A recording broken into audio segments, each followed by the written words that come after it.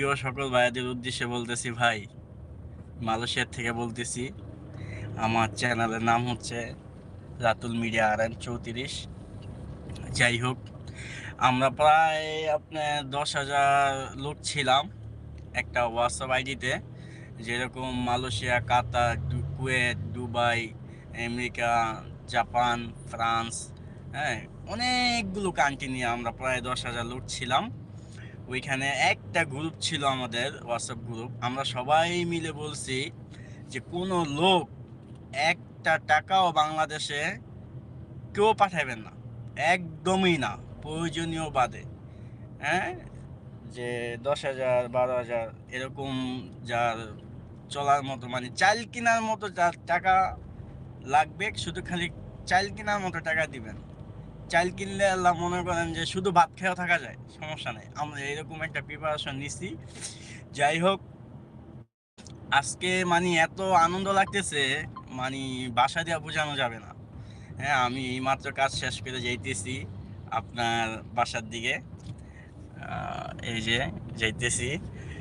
তো আজকে নিজেকে অনেকটাই স্বাধীন মনে হইতেছে, যে আসলে আমার দেশ, আমার দেশের মানুষ মানে অনেক কষ্ট করছে এই দেশটাকে এই পর্যন্ত আনার জন্য।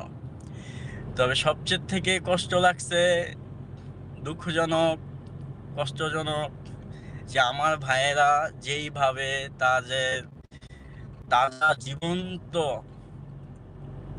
মানে তারা জীবনগুলো তারা যেভাবে দিছে এই দেশটা স্বাধীন করার জন্য, আসলে এটা ভাষায় দিয়ে প্রকাশ করা যাবে না।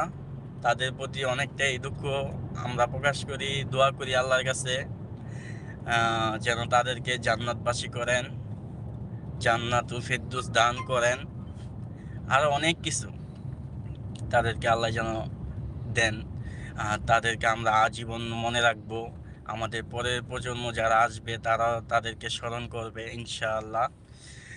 তো আজকে নিজেকে অনেকটাই আনন্দিত লাগতেছে, অনেকটাই খুশি লাগতেছে। তো আমাদের জন্য দোয়া করেন যেন আমরা এখন দেশকে আরো আগে নিতে পারি।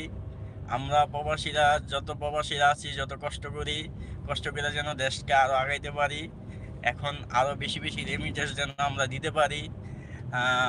আমাদের অনেক কষ্ট ছিল, যেরকম এয়ারপোর্টে গেলে অনেক হয়রানি হইতো। একটা লাগেজ আমরা এখান থেকে কিনতাম আপনার 300 রিঙ্গিত, 400 রিঙ্গিত। এই লাগেজগুলো আমরা বাংলাদেশে নিয়ে ডাস্টবিনে ফালানো ছাড়া আর কোনো উই ছিল না, কারণ এটা ব্যবহার করার কোনো যোগ্য ছিল না। এমনভাবে তারা এটাকে করতো। তারপর চুরি, আপনার এই যে গোল, এগুলো চুরি করতো। অনেক হয়রানি হয়েছি। যাই হোক, এখন আলহামদুলিল্লাহ, আল্লাহর কাছে শুকরিয়া, আল্লাহ যা করে ভালো করে। তো আসলে অনেক আনন্দিত, আমি যে কথা বলতেছি শরীরে পশম আপনার দাঁড়ায় যেতেছে, মানে নিজের কাছে এরকম লাগতেছে। এই যে আমাদের বস, আমার বসও জানে সবকিছু, বসও অনেক সাপোর্ট করছে। যাক, সব মিলিয়া শুকরিয়া আল্লাহর কাছে, আল্লাহ যা করে ভালো করে। তো ইনশাআল্লাহ বাংলাদেশে যদি যাই দেখা হবে। প্রবাসী আপনারা একটা সুযোগের ব্যবস্থা করে দিয়েন, আরো কিছু সুযোগ সুবিধা দিয়েন, যেন তারা দেশকে আরো বেশি আগে নিতে পারে, দেশকে আরো বেশি ভালোবাসতে পারে। ওকে, আল্লাহ হাফেজ।